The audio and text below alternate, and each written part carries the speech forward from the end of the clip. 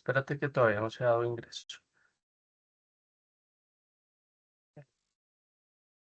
Yo creo que ya. ¿Y nuestros conferencistas? Yo no los veo. La doctora Olga me está pidiendo que por favor le enviemos el link al correo, imagínense. Yo estoy desde el celular tratando de coger el link y enviándoselo al correo, pero no he sido capaz. Estoy desde el celular. Bueno, ve tú dando el inicio, Judithcita, y si quieres, Dianita, me pasas el correo de la doc por chat y yo ya al WhatsApp y yo ya se lo envío a ella. Dale. Bueno, muy buenos días para todos. En nombre de la Oficina Asesora de Planeación y Estudios Espera que entre Sectoriales, la gente. Espérate.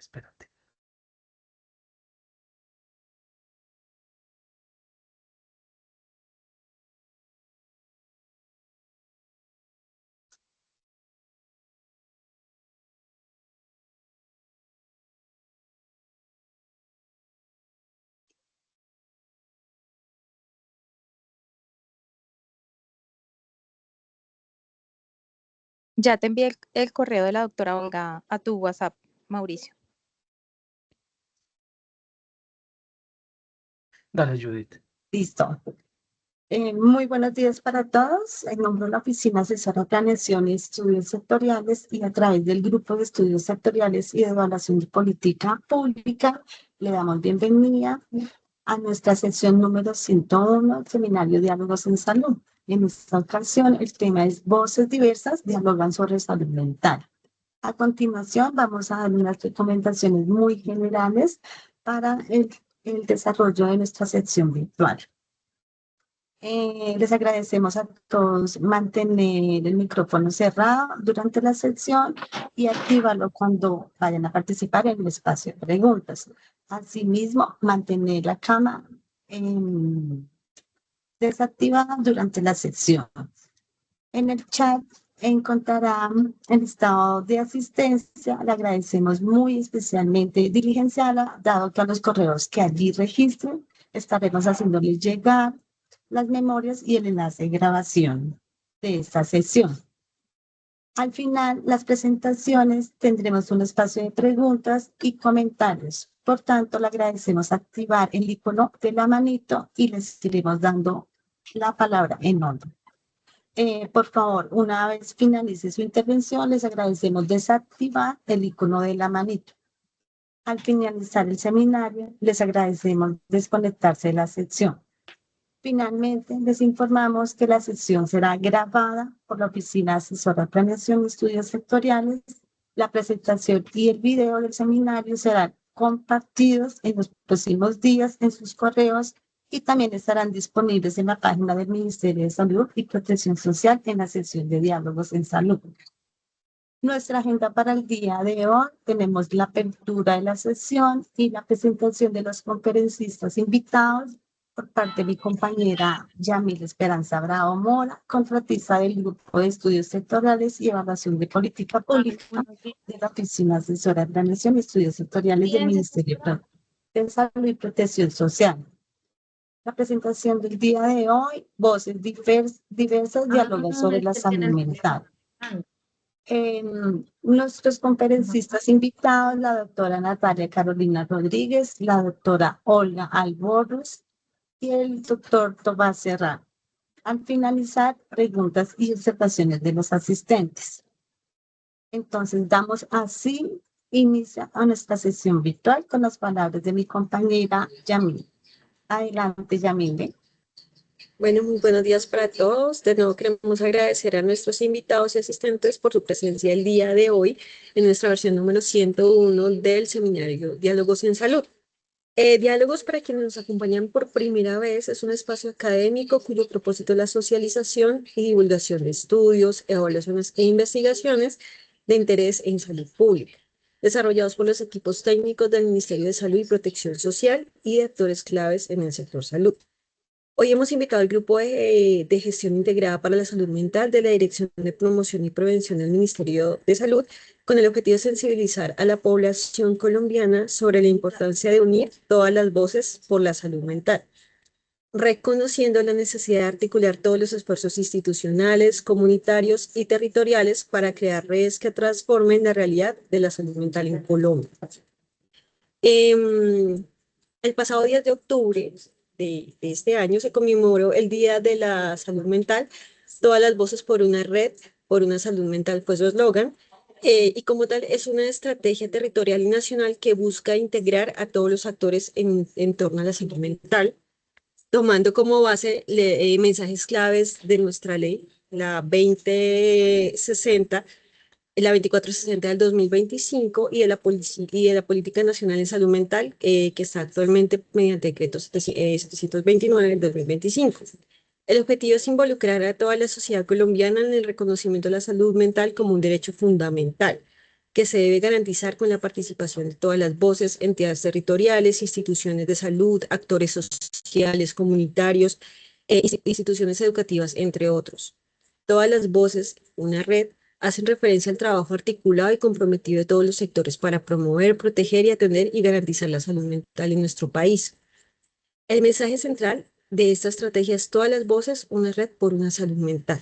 Lema nacional y se asume el compromiso de trabajar colectivamente para garantizar este eje de la salud en el país, atendiendo las realidades de los territorios, las características e impactos de situaciones de violencia, así como las capacidades de las comunidades, organizaciones e instituciones comprometidas en su mejora. Desde las prácticas de cuidado y la transformación del estigma, se impulsan acciones que promuevan la importancia de hablar sobre salud mental a partir de un diálogo colectivo, donde todas las voces conforman redes que trabajan por la salud mental. Este lema invita a todos a reconocer a la salud mental y se necesita todas voces, una red por la salud mental, involucrando pues como a todos los actores y que todos finalmente somos actores claves para que se pueda desarrollar esta ley. El día de hoy nos acompaña la doctora Natalia Carolina Rodríguez, que es nutricionista, asesora del despacho del ministro de Salud, con funciones de coordinación del Grupo de Gestión Integrada para la Salud Mental. Es psicóloga especialista en salud familiar y comunitaria en la Universidad del Bosque y magistrada en psicología y magíster en psicología clínica de la Pontificia Universidad Javeriana. Nos acompaña con la ponencia, presentación de la Política Nacional de Salud Mental, decreto 0729 del 2025. También nos acompaña la doctora Olga Albornoz, que es médico y psiquiatra de la Universidad del Rosario, con maestría en niños, adolescentes y familia de la UNAM de México y doctorado en neurodesarrollo de la Universidad de Tennessee, Estados Unidos. Su ponencia es Salud Mental de Niñas, Niños y Adolescentes en espacios virtuales dirigido a las madres, padres y personas cuidadoras. Por último, nos acompaña el doctor Tomás Serrano, psicólogo de la Universidad del Rosario con énfasis en psicología educativa y comunitaria, profesional en acompañamiento psicosocial bajo el modelo de acompañamiento sensible para las personas trans de la Liga de Salud Trans. Su ponencia es atención integral en la salud y cuidado en la salud mental para las personas trans. Entonces, pues le damos la bienvenida a la doctora Olga Albornoz, que va a abrir este encuentro. Hola, buenos días. Es un gusto estar aquí con ustedes en el ministerio y sobre una situación tan importante que está en este momento para la salud mental de los niños y adolescentes. Quiero que me pongan un poquito de atención en el sentido porque yo soy clínica y en este momento tengo mucha más consulta, pero mucha más consulta y más problema mental en los niños, niñas y adolescentes con redes sociales que con otro tipo de patologías o de sustancias psicoactivas. Luego, esto es una epidemia. Siguiente, por favor. Es innegable. Las redes sociales nos traen una cantidad y la virtualidad nos traen una cantidad, pero una cantidad de beneficios, ¿sí? Pero también nos traen una cantidad de problemas. Estamos nuevos en esto. Realmente todos estamos nuevos en estos y no sabemos cómo manejarlo bien la generación que tiene que criar. Estos muchachos que están entrando a la virtualidad y esta nueva generación traen el chip puesto. Nosotros no traemos el chip puesto. Y como dicen por ahí, cuando nosotros vamos a comprar chicles, ellos ya vienen haciendo bombas. Luego, una de las cosas más importantes que hay es la educación. La educación que tenemos que tener los adultos responsables de los niños sobre virtualidad, porque nos quedamos atrás y ellos nos llevan la delantera y la situación puede ser muy complicada. Por ejemplo, en menores de 6 años hay que evitarlas totalmente. Realmente hay que evitarlas. ¿Aumentan las conexiones sociales? Sí, no.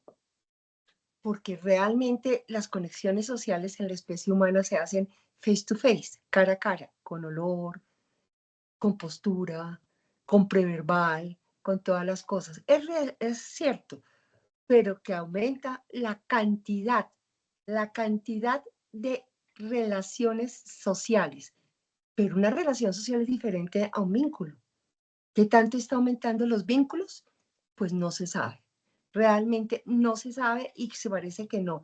Los vínculos virtuales no son vínculos, son, como dice ahí, relaciones sociales y hay que tener en cuenta eso, fomentar la creatividad, pero por supuesto, tienen una cantidad de herramientas que nosotros no tuvimos para crear, para fantasear, para hacer, pero hay que ponerle un límite. ¿Habilidades comunicativas? Sí, no. Sí, no. Y ustedes mismos se están dando cuenta realmente con sus hijos la dificultad que tienen, por ejemplo, en la expresión del español. Estoy hablando del español porque nosotros hablamos del idioma que les toque y toda la cosa, por lo concreto que puede ser el lenguaje y las dificultades, por ejemplo, en ortografía, las dificultades en pasar la situación emocional, porque ahora la situación emocional se pasa a través de memes. Claro que los memes tienen su gracia, ¿sí? Y los emoticones tienen su gracia. Alguien decía que tanto esfuerzo que tuvo la humanidad para hacer un lenguaje común que se llamaba el Esperanto, que nunca subió, nunca funcionó. Y ahora con emoticones nos comunicamos aquí en China, en Singapur, en Malasia. Eso es cierto. Facilitar el aprendizaje, muy bien usado, facilita cantidades, pero el problema es que tiene su técnica. Otra vez para atrás, por favor. Habilidades digitales, pero por supuesto. Eso es innegable que así es. Las habilidades digitales de estos muchachos vienen inherentes, ya vienen en el cerebro. Nosotros no las tenemos tantos. En la medida que vamos creciendo, pues mi generación nació sin computadores realmente, pero hemos algo aprendido, pero con una dificultad. En la medida que la generación sube, los niños son más fáciles para esto. Siguiente.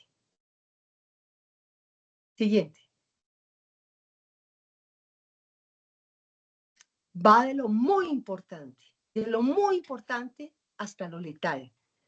Y hablo de lo letal en serio. Es decir, puede causar tanta enfermedad mental y tanta situación que, por ejemplo, la cantidad de trastorno mental mayor y de suicidios que se ha aumentado con esto es muy cierto. Entonces, va desde lo muy importante, muy necesario, muy útil, hasta lo letal, si no está realmente manejado por gente que sepa encima de ellos, de los muchachos, qué están haciendo y están fuertemente supervisados. Siguiente. Entonces aquí viene, ¿qué tenemos que hacer? Educación informática, todo se tiene que educar. Se tiene que educar la manera de comer, se tiene que educar la manera de portarse, todo. Y la educación informática es clave, pero la educación informática viene a través de los padres. Entonces nosotros tenemos necesariamente que aprender informática bien, muy bien, para acompañarlos a ellos y estarlos actualizando. La verdad es que tenemos que estar actualizándonos. Yo quisiera saber cuántos de nosotros ya entramos fuera del GP y a la inteligencia artificial de verdad, mientras que ellos ya nadan en inteligencia artificial. Y la situación es muy muy complicada. Qué pena, pero estoy como apestada como todo el mundo. Entonces, la educación informática viene no solo para los muchachos, sino para sus familias. La educación realmente básica viene de la familia y la familia tiene que estar supremamente educada en educación informática.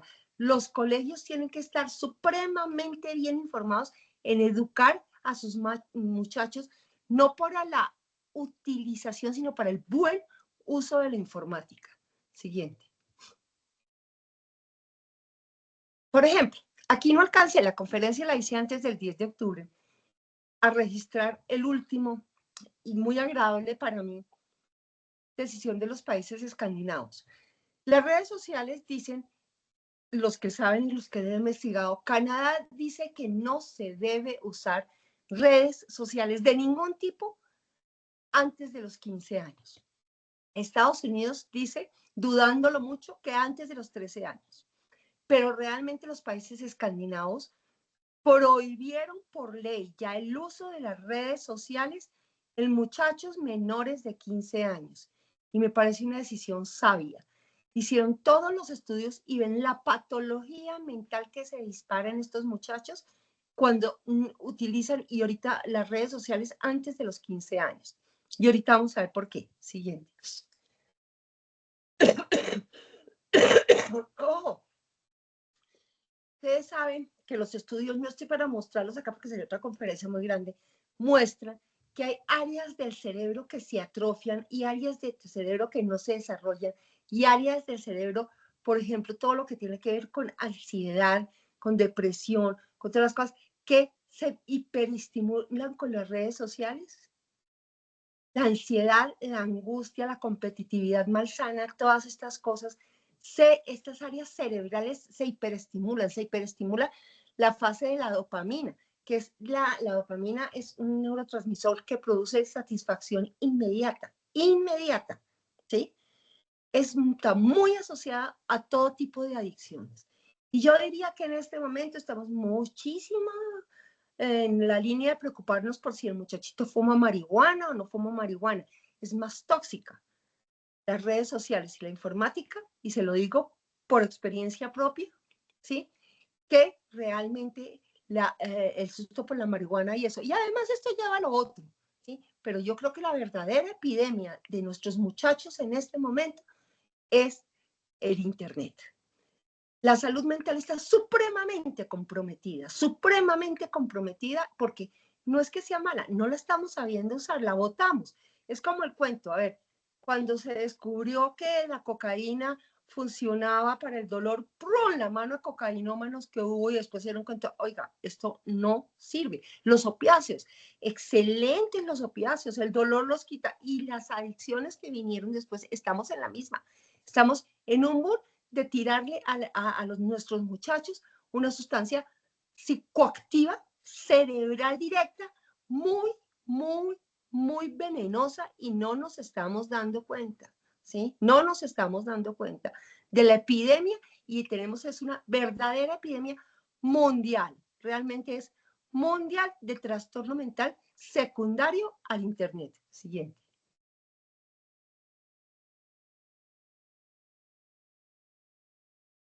Antes de los 12 años, ¿cómo somos? Ahí no existe todavía el pensamiento abstracto. El pensamiento abstracto se desarrolla después de los 12 años, según el muy amado Piaget para mí, ¿sí? Entonces no sabemos realmente los dobles sentidos, el doble manejo, el humor negro.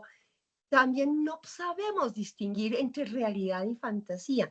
Entonces para nosotros, y muchos se quedan así, ¿no? Piaget dice que solo el 12, yo pienso que el 17% de la población del mundo llega a pensamiento abstracto, ¿sí? Que no tiene que ver con la inteligencia. Hay gente sin pensamiento abstracto muy, muy inteligente, pero el pensamiento abstracto es clave para el Internet y fuera de eso no distingue entre realidad y fantasía todavía. Entonces las fake news les parecen regio. Los youtubers que dicen una cantidad de barbaridades y usted dice, ¿esto es cierto? Hola, ellos no lo saben distinguir y lo toman por la presión social. la presión social de sus mismos compañeros y todo, estar al día, la moda, el youtuber, el no sé qué, toda la cosa, los está acabando. La publicidad encubierta. Hasta ahora se están distinguiendo, por ejemplo, esos jueguitos que traían, que jugamos todos, que traían publicidad encubierta. Había uno muy claro que de repente usted tenía que sacar la bolsita de McDonald's y otras cositas que había por ahí, publicidad encubierta, y resulta que los que no están entrenados para saber si eso tiene publicidad encubierta o no, no lo distinguimos muy bien, no lo distinguimos bien, pero eso llega al cerebro. Y el problemita del ciberacoso que además nosotros los que tenemos que proteger somos los últimos en enterarnos cómo llegan a tener sistemas tan sofisticados para el ciberacoso que nosotros a veces, los que tenemos que proteger a nuestros niños, no nos la pillamos. Siguiente.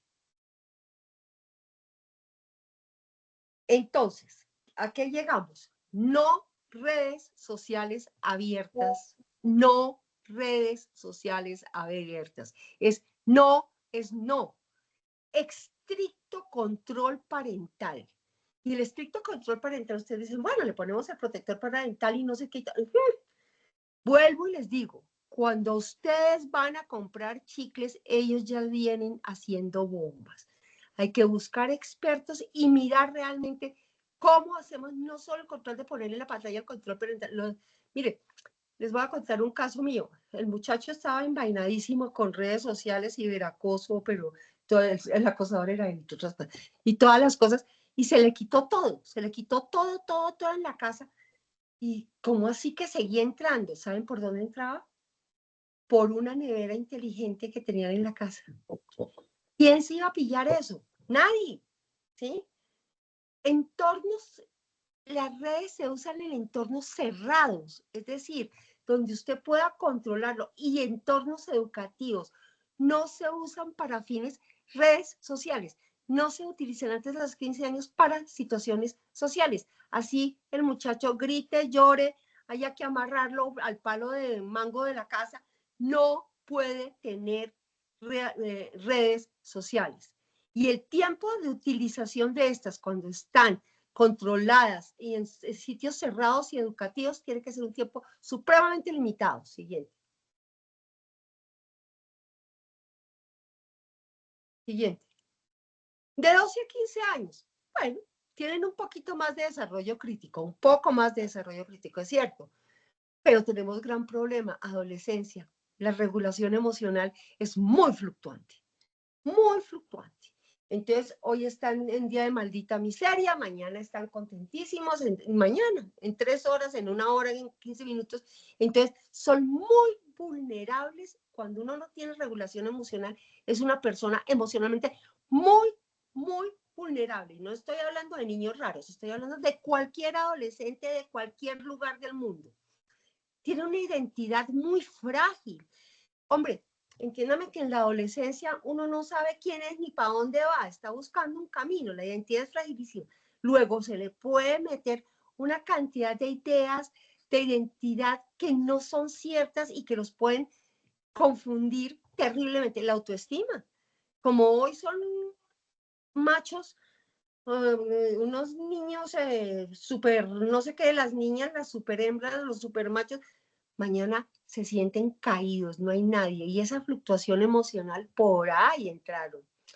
Interacciones sociales, ellos tienen interacciones sociales supremamente vulnerables. Y esto es un peligro. Ustedes lo ven, ustedes tienen hijos. Su hija de adolescente llega hoy llorando porque matis, pitis, puchis, pichis, ya no le hablaron hoy. Y entonces usted se pone toda sentimental y pasado mañana ya están íntimas amigas. Tras pasado mañana otra vez se agarraron. Toda la cosa, eso es así. Y así es la adolescencia. Luego los hace mucho más vulnerables. Siguiente. De 15 a 17. Bueno, soltemos los manos, pero existe una buena educación digital. Aquí es donde, miércoles, di las bases y tenemos que ver si ya pueden hacerlo solo. Claro que tienen más autonomía, no toda la autonomía, no tienen 18 años, ¿sí? Ojo, ojo con acompañar a sus hijos en las emociones. Ojo, es la época donde más brutalmente viene el ciberacoso porque el ciberacoso es más fino ahí, mucho más fino. Y el uso limitado de pantalla. Siguiente. Recomendación, que vamos a eso que es lo importante, retrasar lo más posible,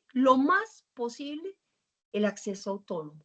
Y me dicen, ay, pero es que yo me necesito comunicar con el niño. A ver, entiéndanme que yo cuando no necesitaba un teléfono en el colegio que lo prestaban de vez en cuando, entonces no sé, niños no deben llevar celular al colegio. Los niños no deben tener tabletas abiertas en los colegios. Los colegios deben tener redes cerradas y en su casa debe estar la red cerrada. ¿Cómo hacer la red cerrada? Pues cierto, mientras que no haya un adulto responsable no se puede utilizar. ¿Y cómo hacer eso? Por ejemplo, cojan el internet y cambien la clave todos los días. ¿Sí? Así le haga show, se arranquen los pelos, todos los... No, el que manda, manda. ¿Sí? Y es por la salud mental de nuestros hijos.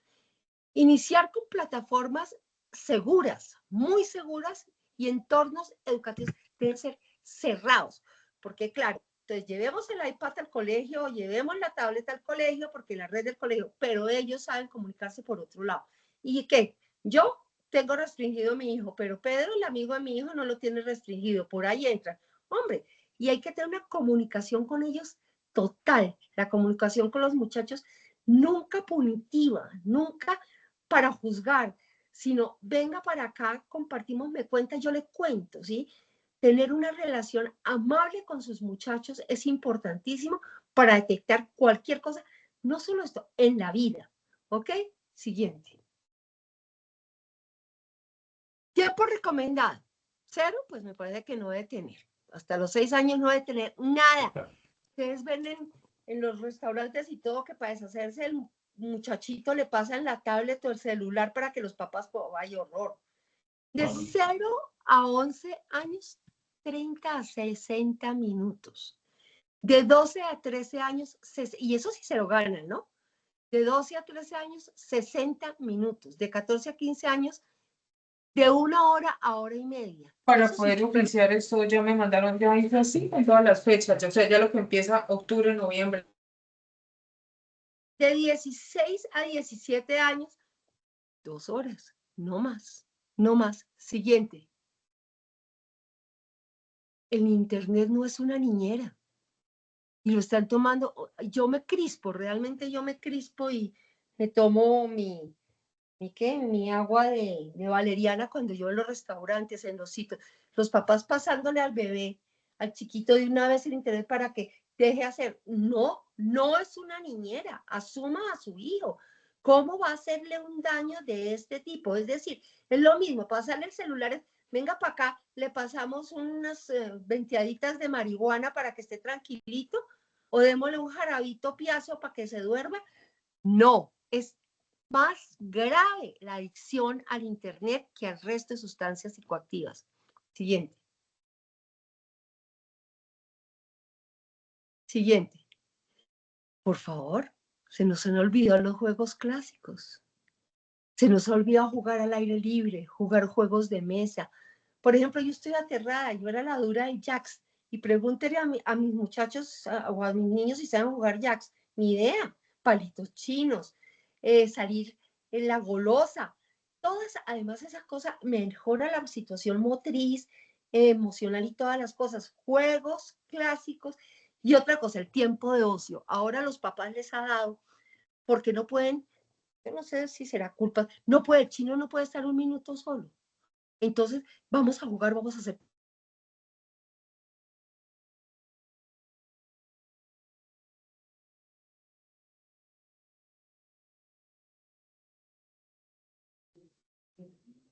Doctora Olga, se silenció su micrófono.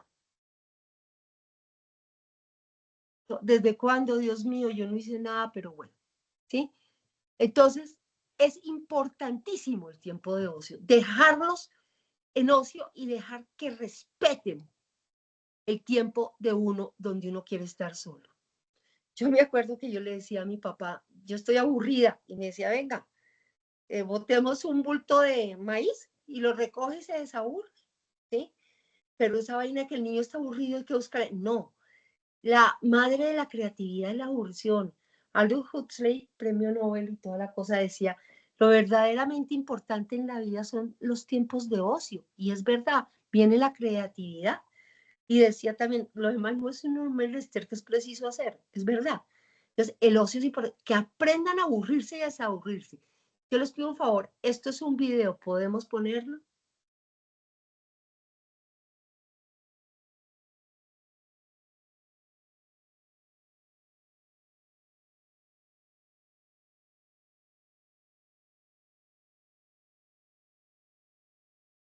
No, lo anterior.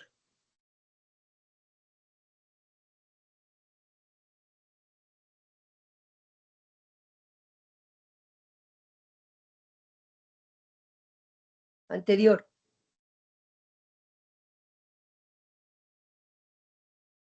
Ese.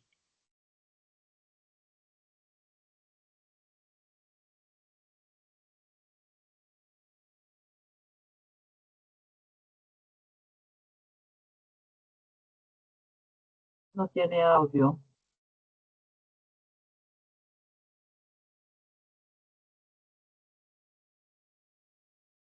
Bueno, se darán cuenta de qué se trata si leen los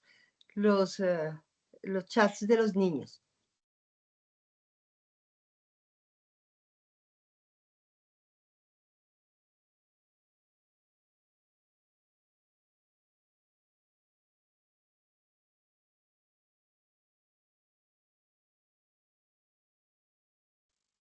Mientras que cuadro el sonido, por favor.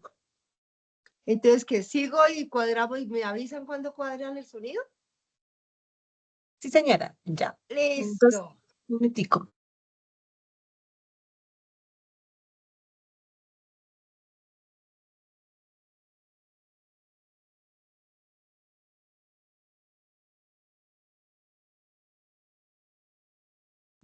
Ok. Compartir. Y ahí ya terminamos.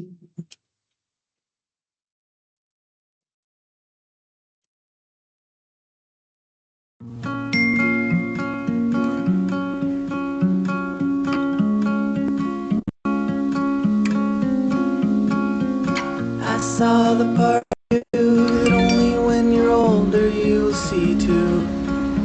You will see too. I held the better cards, but every stroke of luck gotta bleed through. It's gotta bleed through. You held the balance of the time that only blindly I could read you, but I could read you. It's like you told me, go forward slowly. It's not a race to the end. Well, you look like yourself, but you're somebody else. Only it ain't on the surface. Well, you talk like yourself. No, I hear someone else. I know you're making me nervous.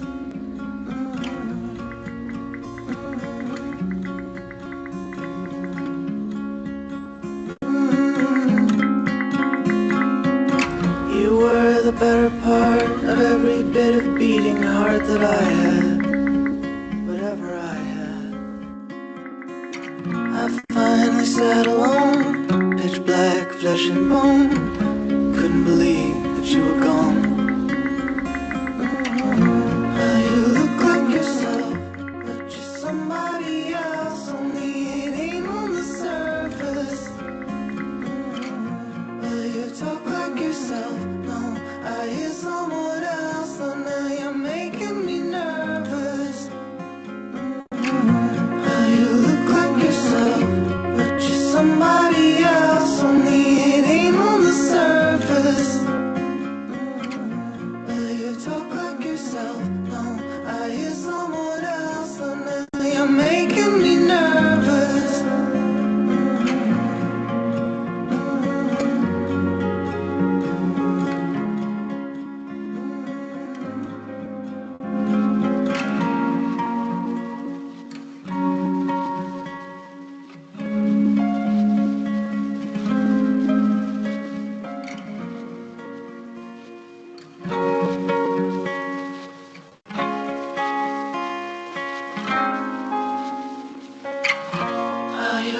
like yourself, but you're somebody else, only it ain't on the surface.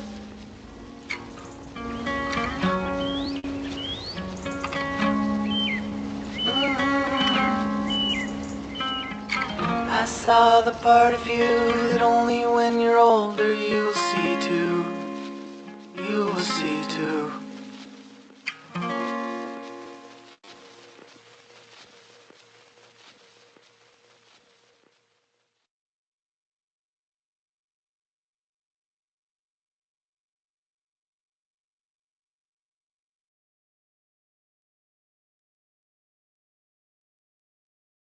Doctor, el micrófono está silenciado. Es impactante, ¿verdad? Yo quiero que ustedes vean este video y les llegue al corazón, porque esto es mucho más frecuente de lo que ustedes creen y es mucho más terrible que el mismo video, ¿sí? Así es. Siguiente.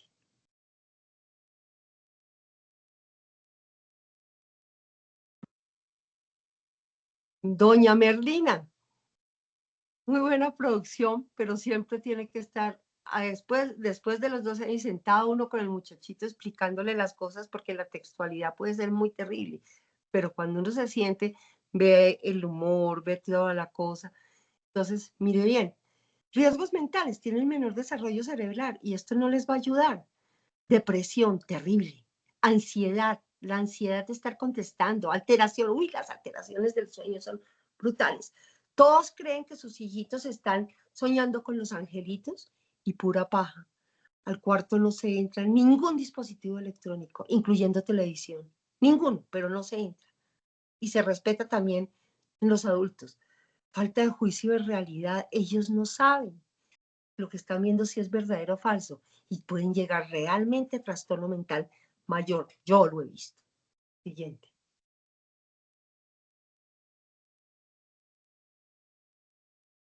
La baja autoestima, adicciones a la tecnología y disparan la parte cerebral de las adicciones. Van y van y van.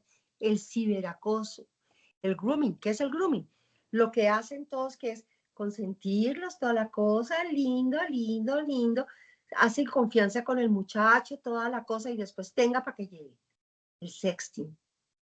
Todo lo que es pornografía infantil y todo lo que es pornografía juvenil y todo lo que están haciendo entre los muchachos. Mándame una foto tuya, mándame una foto de tus senos, mándame una foto, yo te mando la foto de mi pipí, todo eso. Ojo con el sexting. ¿Sí? Siguiente. Depresión otra vez. La película Adolescencia, qué maravillosa, pero hay que analizarla con alguien que sepa. Ahí nos muestra realmente cuán ignorantes somos los adultos respecto a la informática en peladitos. Eso nos lo muestra el hijo del policía, que es un duro y le dice al papá, ¿usted para dónde va? ¿Sí? Ustedes no están interpretando.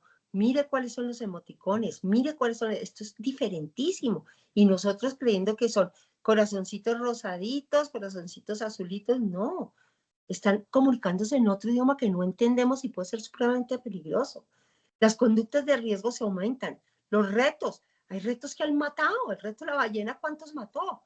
Cutting, suicidios, somatizaciones, enfermedades, toda la cosa, todo lo que tiene que ver con somatización y la somatización es secundaria a la depresión, es un signo, trastornos del sueño, porque yo les digo, no duermen, no, a ver, por alguna razón, listo, papás pensando, o ando muy cercanos a mi papá en fiesta y pensando que sus princesitas estaban dormidas, por algo tuve que entrar al cuarto, eran las 12 de la noche y estaban conectadas las niñitas de 9 años en dispositivos de otros cuartos, ¿sí? Para que los papás no se dieran cuenta y los papás de rumba, todo el mundo, si yo lo subo porque no me doy cuenta que estaban en sitios distintos los dispositivos encerrados, ¿no? Es decir, el que no corre vuela en ese momento. Aislamiento social. Ya no quieren salir de ahí, ya no quieren salir de jugar, ya no quieren nada, no quieren compartir el aire, no quieren compartir con nadie. Siguiente. Siguiente. Estos son los magnitudes del problema 1 de cada 3 jóvenes tiene ciberacoso. Miren esto. Quiero que se lo lean.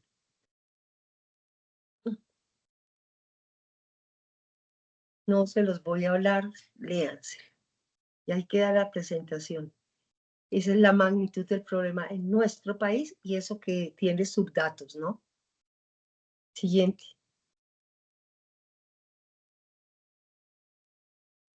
Siguiente. No ver a su familia pegada a las pantallas, no cuentas propias, no redes sociales en la familia, no hay redes sociales en la familia. ¿Qué hacemos? Y no charting. ¿Qué es eso? Ay, la foto del niño, la foto de la niña, la foto familiar, la foto de la comida, que no, eso es charting, es peligrosísimo, ¿sí? La foto que uno abre y entonces está el bebé, gateando el bebé, la foto de la familia, la foto de las vacaciones, no, N-O, N-O, y eso sí que lo usan tan bonito, ¿no? Pues no, y no ver a su familia en redes sociales. En la casa no se usan. Miren la película de Netflix que se llama Redes Sociales. Es muy buena realmente. Siguiente. Ser claro en que la vida pública, en qué es la vida pública y la vida privada. La vida privada no se saca. Nosotros tenemos 3 vidas, la pública, la privada y la secreta. Nosotros no tenemos por qué estar hasta proyectando qué comemos, qué hacemos, cómo nos bañamos, qué jabón usamos. No, y ojo con los youtubers, ¿sí? Tienen que tener mucho cuidado e informarse muy bien. Siguiente. La informática ya está para quedarse, para bien o para mal. Entonces, ¿qué tenemos que hacer? Educarnos nosotros, supervisar, control del Internet en casa. Como yo les digo, pues de malas, hasta que no haya un adulto responsable, no hay clave del Internet, habrá que cambiarla todos los días, pues claro. ¿Sí? Habrá que hacer algo porque se conectan al Internet del vecino, no, eso es, mejor dicho, vuelvo y les digo, el que no corre huele. Autoridad firme, pero confiable. Firme. Siguiente. No compartir datos digitales. Enseñarles a que la privacidad no compartan sus datos y explicarles el por qué no. Ojo con la inteligencia artificial. Yo ya tengo peladitos que tienen la dificultad de que no tienen novias y se han creado novias o más novias que novios, curiosamente, por inteligencia artificial. ¿Qué es esto? Y tener pensamiento, sentarse y decir, mira, esto es fake news por esto y esto y esto y esto. ¿Entendiste? Pero con todo querido uno mostrándoles qué es. Siguiente. Enseñar autocuidado, cuídate, no publiques tu vida, no publiques nuestra vida, que no se metan en mi casa, que no se metan en mi vida, en nuestra vida familiar. Dar el ejemplo y busquen asesoría con expertos. Realmente busquen para la salud mental y para la informática, expertos. Siguiente.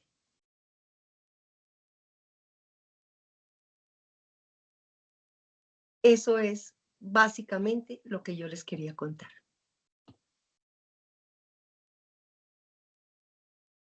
Mil gracias.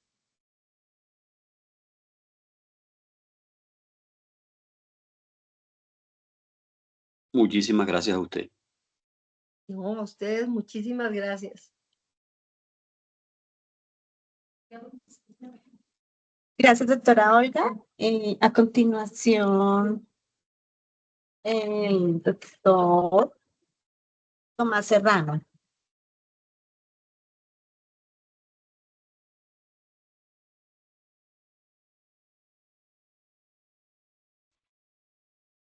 Buenos días. Bueno, voy acá a a presentar las diapositivas. Un momento.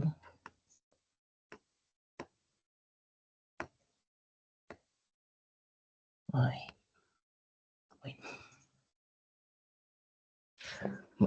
Ahora sí.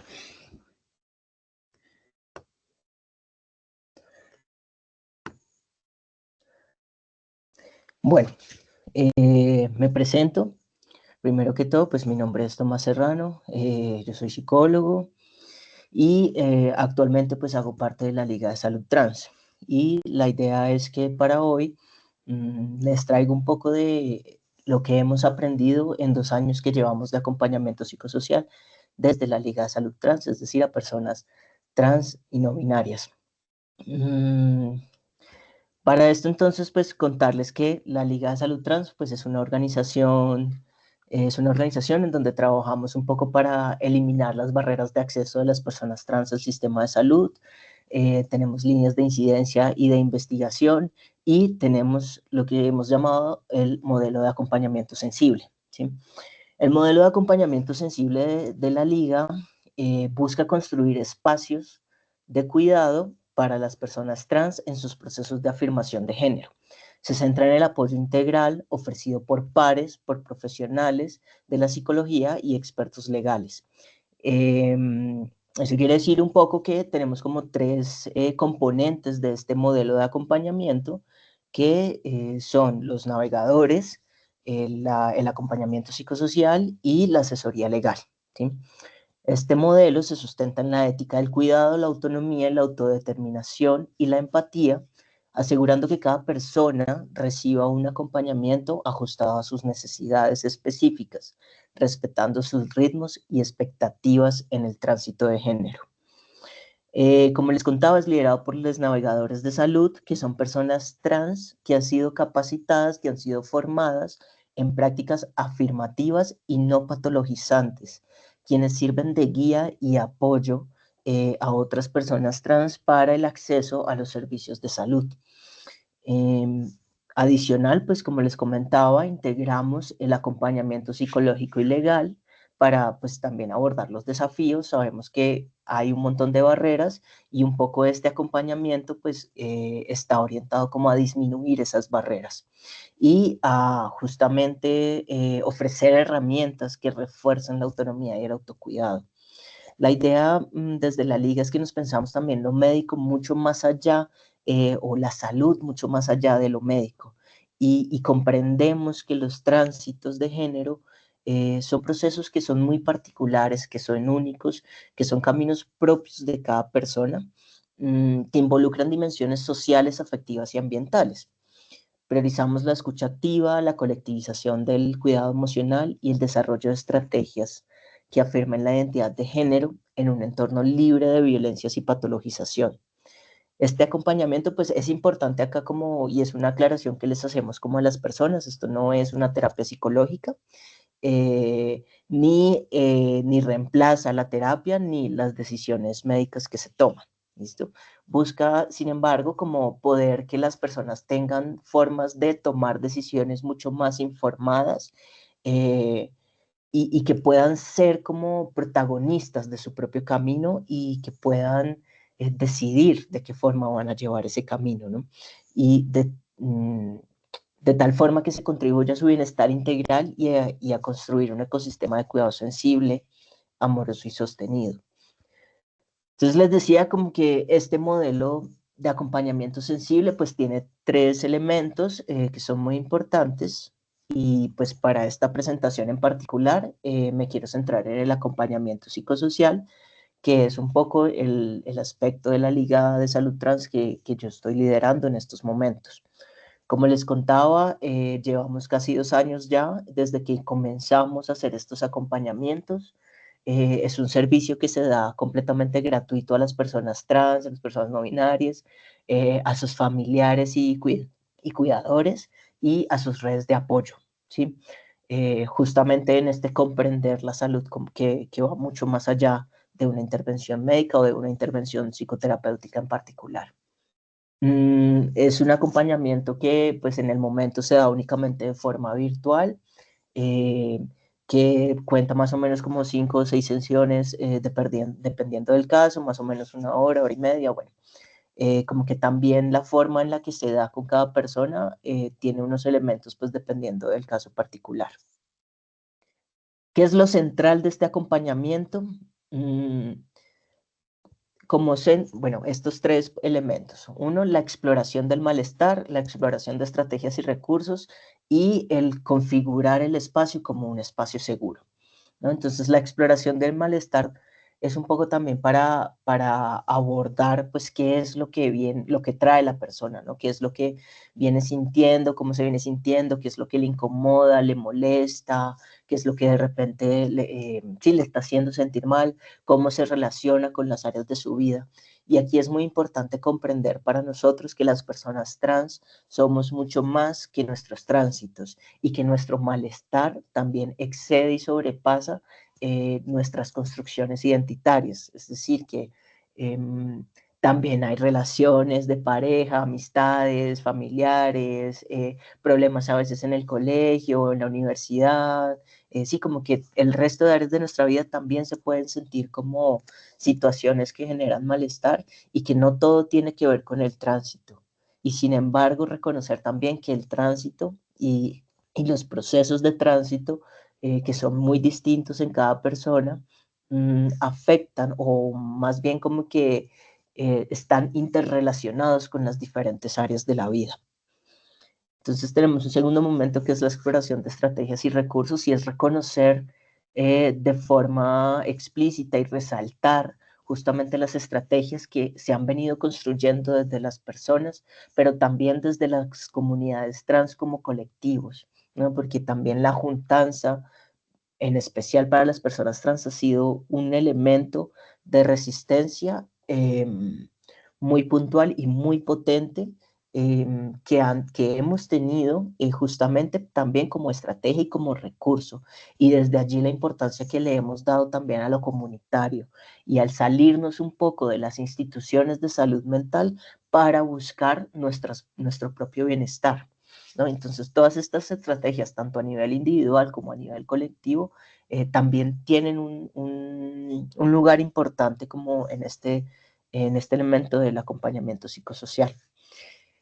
Y lo más importante de todo es la escucha, la validación y la afirmación de las personas, de todo su sentir, de su emocionalidad, de sus dudas, de sus cuestionamientos, de los miedos, de las inseguridades, ¿no? También es garantizar que sea un espacio sin sesgos, sin que vaya digamos, un camino específico al cual quisiéramos llevarle, sino que sea la propia persona quien decida, quien tenga la información necesaria, quien pueda hacerse las preguntas necesarias para tomar las decisiones que considere necesarias en su vida. Bueno, con esto en mente, como ya un poco de cómo se viene trabajando el acompañamiento para las personas trans, he hecho una pequeña recopilación de los temas como más comunes y justamente es como poder comprender que la atención y el acompañamiento a las personas trans no es solamente atención y acompañamiento a unos procesos de tránsito o a una terapia de reemplazo hormonal, sino que tiene que ser más, que tiene que ser integral a las diferentes áreas de su vida. Entonces, ¿qué temas nos traen las personas? Una cosa que ha sido evidente y se ha hecho evidente es que hay unas historias, suelen haber unas historias, ¿no? Claro que no todos los casos, pero suelen haber unas historias de haber pasado previamente por espacios de psicología o de psiquiatría, en especial bajo diagnósticos de ansiedad, depresión, a veces bipolaridad, a veces trastornos limítrofes, pero usualmente lo que más común está es la ansiedad y la depresión, que tiene que ver en muchos casos con la invalidación de su sentir alrededor del género o el reconocer y el tener ya desde muy chiquitos presente el rechazo que puede existir hacia sus identidades.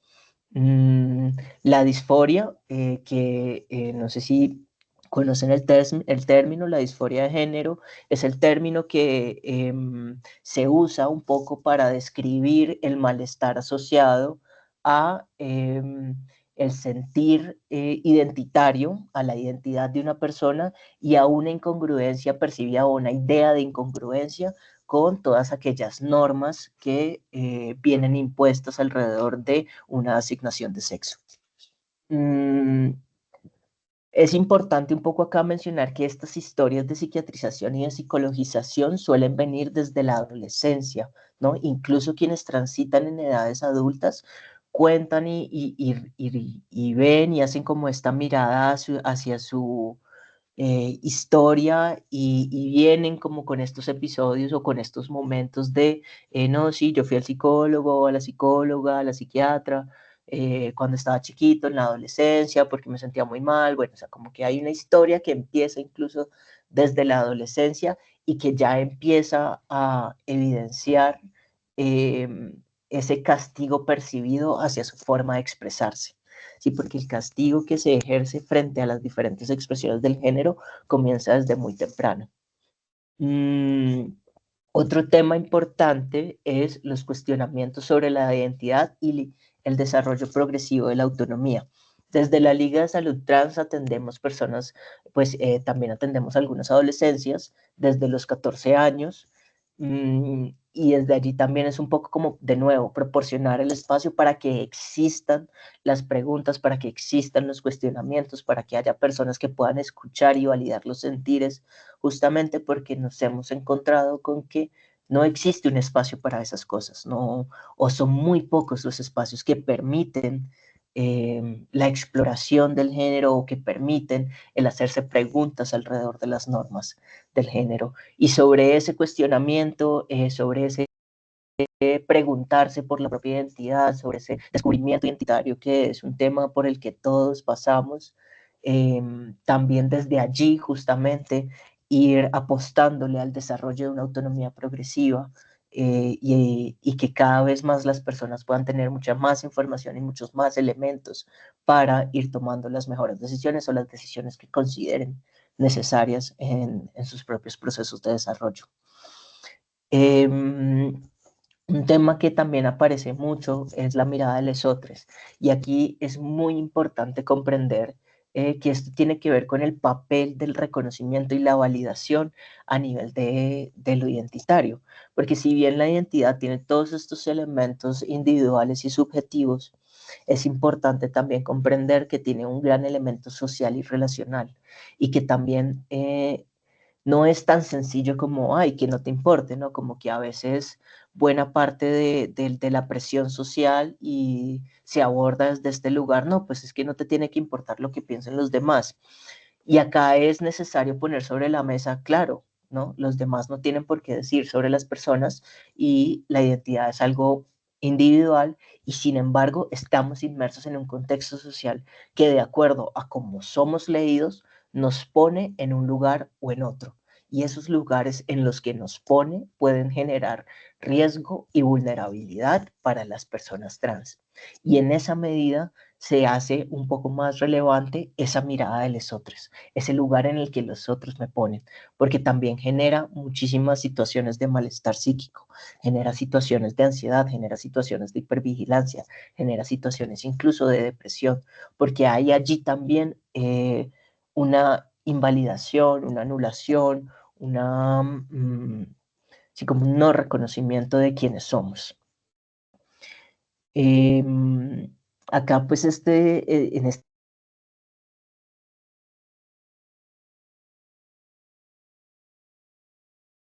Se cerrado el micrófono.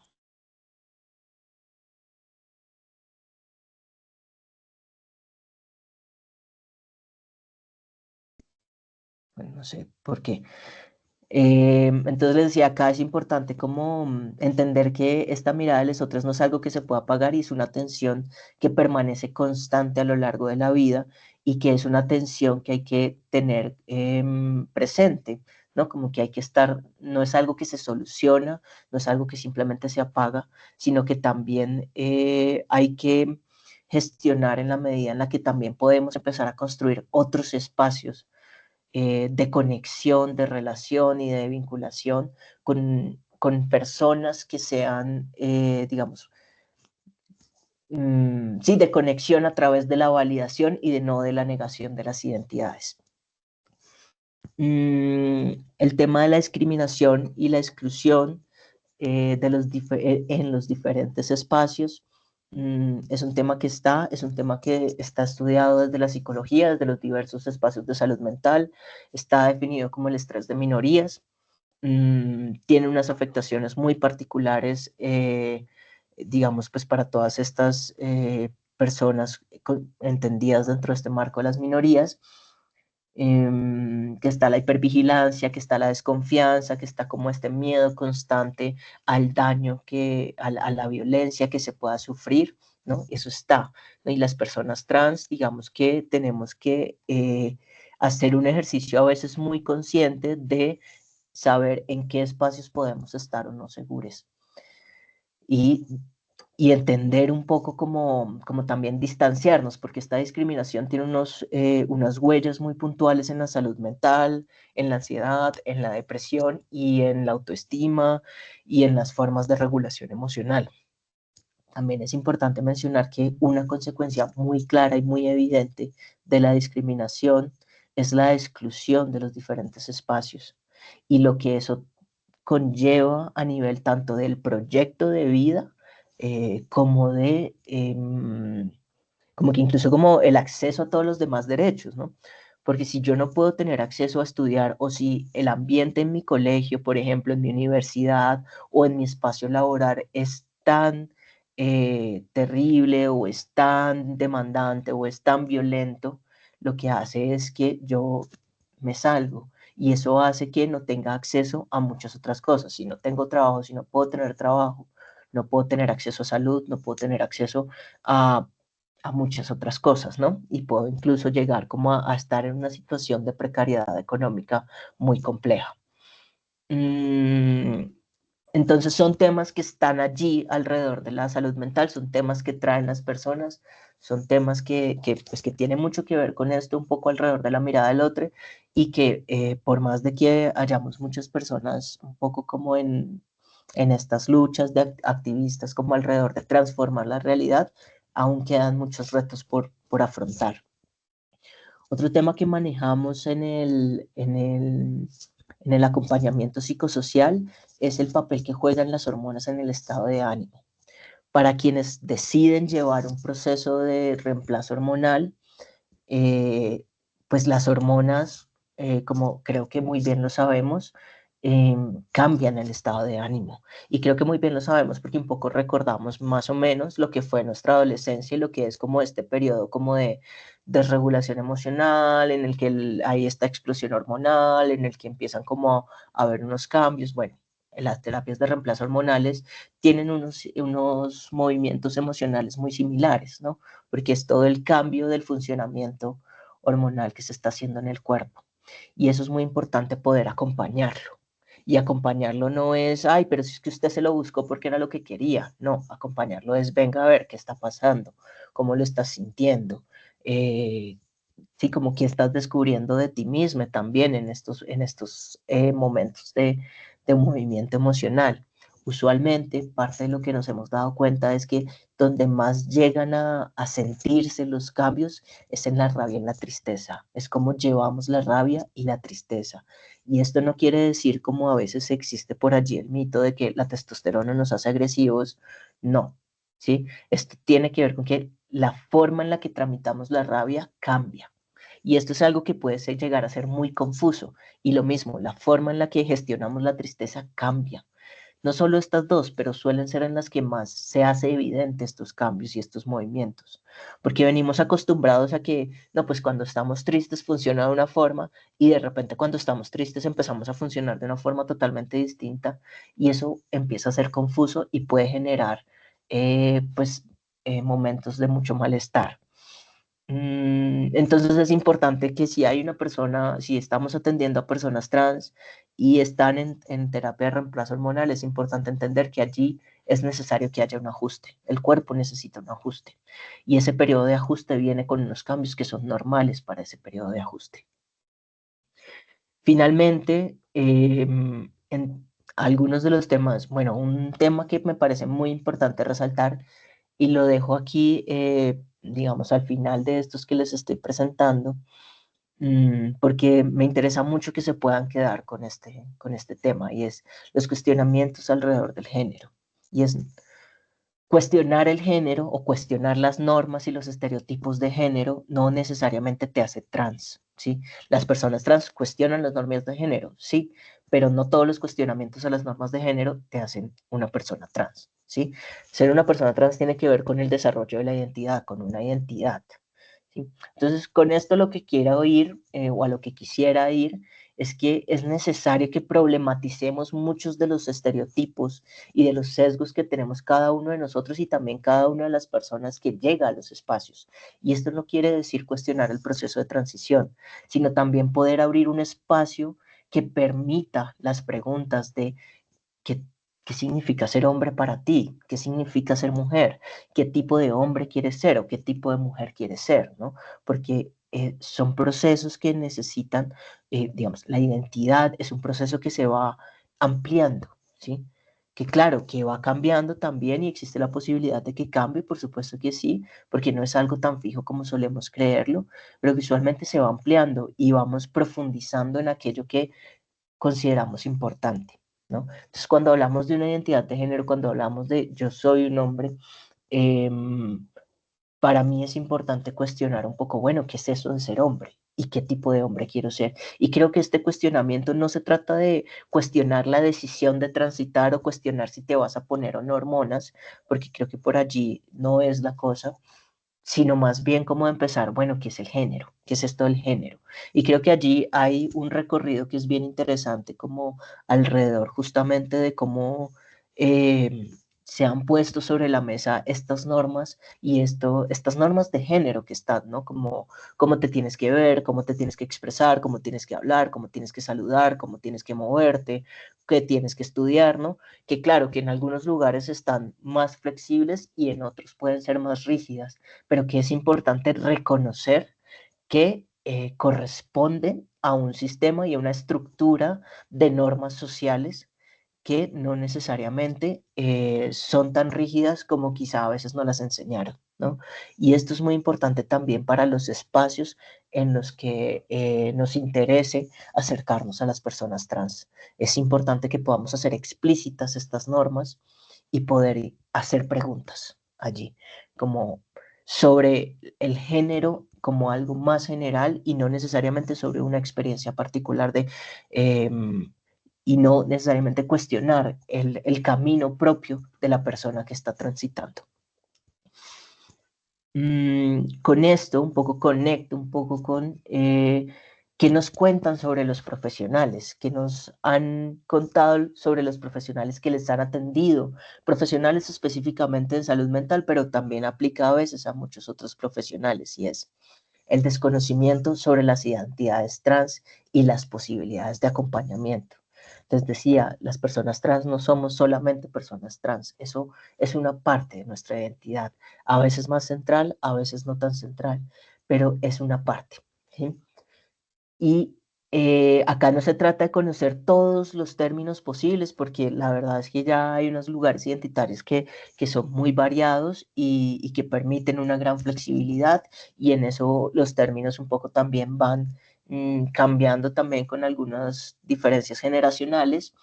Entonces no se trata de aprenderse todos los términos exactos, pero sí de comprender unas nociones muy, digamos, como generales o centrales a lo que implica los tránsitos de género, a lo que implica la atención a personas trans.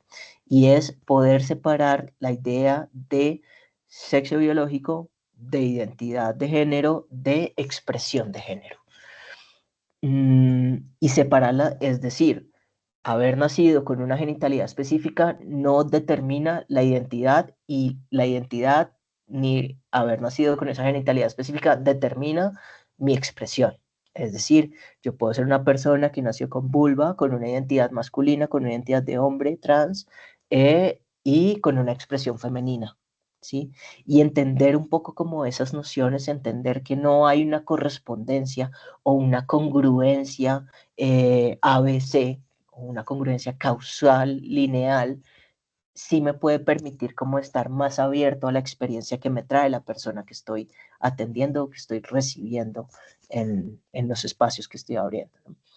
Y pensar en las posibilidades de acompañamiento de nuevo, dependiendo de los casos particulares, porque no es solamente acompañar un proceso de tránsito hormonal o no es solamente acompañar el proceso de una cirugía, sino es también lo que el tránsito puede llegar a implicar en las diferentes áreas de la vida de la persona y lo que eso genera y el malestar que eso puede generar, como quizá hay ciertos cuestionamientos que se interconectan con la identidad de género, pero que no necesariamente van hacia si soy trans o no, sino que van un poco como justamente a cómo cambian las formas de vincularnos, por ejemplo, cómo cambian la forma en la que yo me aproximo a cierta emocionalidad, ¿no? Y entonces allí el acompañamiento se vuelve algo mucho más integral. Cómo puedo un poco llevar los procesos, por ejemplo, que muchas veces con las familias son tan complejos y que generan como tantas aristas, porque usualmente, pues desafortunadamente no es algo que suele salir bien, es algo que siempre, que muchas veces puede ser muy problemático y es contarle a la familia, ¿no? Las personas trans hemos tenido unas formas de resistencia epistemológica también que han implicado el haber tenido que aprender de más, el haber tenido que aprender incluso sobre hormonas cuando no somos endocrinos, el haber tenido que aprender de inyectología, el haber tenido que aprender de psiquiatría, el haber tenido que aprender de los diferentes campos de la salud en lo que hemos necesitado para la atención que necesitamos. Y eso ha hecho muchas veces o pareciera que lo que ha generado en algunos profesionales es como el zafarse de su responsabilidad y decir, no, es que yo no sé de eso, entonces no te puedo atender, entonces todo el acceso a salud se queda allí, ¿no? Y eso empieza a ser muy problemático porque es lo que empieza a suceder. Ah, no, no, es que eso no es mi especialidad y hay una cosa que es importante tener clara, no hay una especialidad endocrinológica para atender a personas trans, no hay una especialidad psiquiátrica, ¿no? Entonces es un tema que, de nuevo, se trata de conocer y no hay una especialidad psicológica.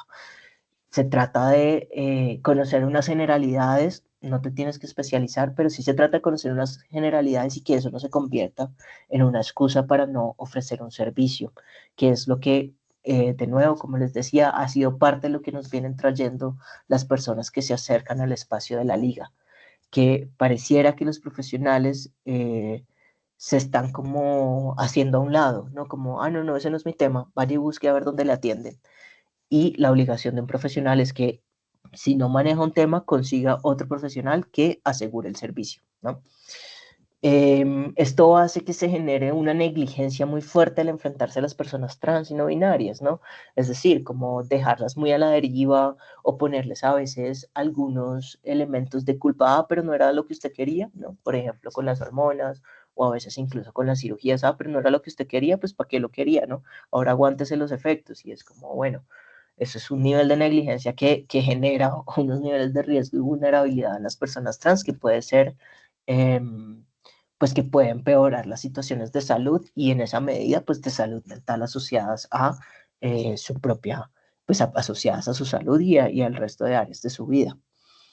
Que suelen traer también es los sesgos que a veces pasan en los espacios de salud mental y es de qué forma lo que nosotros creemos o no del género, lo que nosotros hemos construido o no del género o nuestra identidad de género afecta la forma en la que acompañamos los procesos de tránsito. Porque creemos que el género o ser mujer o ser hombre es una cosa súper rígida, súper específica, que es una categoría así cuadradita de la que nadie nunca podrá salirse. Y allí esa noción o esa rigidez en las categorías de género es necesario romperlas, es necesario cuestionarlas, es necesario preguntarnos, bueno, ¿de verdad es así de rígido? Y es necesario poder como que esos sesgos, sea lo que sea la conclusión a la que hemos llegado en nuestros propios procesos de reflexión, esos sesgos no se convierta en un sesgo para la atención, no se convierta en un, ay, pero es que si eres mujer, entonces tienes que venirte entaconada a todas las sesiones, o si eres mujer, entonces tienes que venirte súper femenina a todas las sesiones que tengas conmigo, porque es que si no, no te creo. o tienes que venirte súper masculino porque si no, no te creo, ¿no? Y son situaciones y son comentarios que hemos escuchado que suceden en los espacios de salud mental, con profesionales de la salud mental. Y es importante que podamos tener en cuenta la desconfianza que existe de las personas hacia los sistemas de salud mental. Es importante tener en cuenta que representamos una institución que ha sido violenta y que ha tenido prácticas violentas frente a las personas trans. Seguramente no solo con las personas trans, pero en este caso es la población que nos interesa. Es decir, las prácticas de conversión, por ejemplo, sí, como, y muchas otras, antes se hacía como estos test en donde te obligaban un poco a ser súper, por ejemplo, si eres una mujer trans, a ser súper femenina por un año antes de poderte dar acceso a cualquier otro tratamiento, ¿no? Y esto pues puede ser muy violento dependiendo de los diferentes contextos en los que exista, en los que viva la persona, porque hay contextos que no permiten la posibilidad de un tránsito social como uno quisiera, ¿sí? Y que esto se haya sido en algún momento un requisito puede ser muy complejo, ¿no? Pero no solo estos elementos, sino también las formas en las que los profesionales un poco abordan el tema de la transición, las formas en las que se ha patologizado las experiencias o las identidades de género diversos. Y eso ha creado un ambiente de desconfianza generalizada en quienes accedemos a los servicios de salud mental. Y eso hace que de entrada haya desconfianza o pueda haber a veces rabia o pueda haber así como prevención o pueda haber como una aproximación que tal vez no sea la más adecuada para el espacio o que no sea la que facilite la atención. Y eso es algo que creo que los profesionales de la salud mental es importante que podamos un poco dar un paso atrás y comprender que hay una desconfianza que está allí por algo, ¿sí? Y que eso hace parte un poco de lo que tenemos que abordar en la sesión, no así de, ahí está bien que desconfíes, ¿no? Sino como también en las actitudes que vamos teniendo alrededor de la atención, ¿no? De cómo un poco lo primero ante todo, pues es la escucha de lo que nos está trayendo la persona que tenemos enfrente. Esto era a grandes rasgos un poco lo que les quería compartir, lo que siento que puede ser muy importante como a la hora de la atención a, a personas trans. Acá todo esto que les digo, un poco como les decía, la liga ha intentado salirse de los espacios más institucionalizados, de los espacios más institucionales, y también hemos apostado por justamente estos temas, llevarlos a espacios comunitarios, ¿no? Llevarlos también a la construcción de espacios de pares, a que sean otras personas trans quienes estén un poco haciendo ciertas cosas, quienes puedan tener acceso a diferentes formaciones, capacitaciones, ¿no? Como para poder ampliar cada vez más eh, sí, los espacios seguros, ampliar cada vez más eh, las herramientas que tenemos y ampliar cada vez más la capacidad de acción que tenemos de transformar la realidad y transformar esos estereotipos de género hacia los que nos tenemos que enfrentar constantemente. Eso sería pues todo. No sé si, bueno, creo que el espacio de preguntas al final. Pero eso sería todo, mi presentación. Muchas gracias. Muchas gracias, doctor Serrano. A continuación, la doctora Natalia Carolina Rodríguez.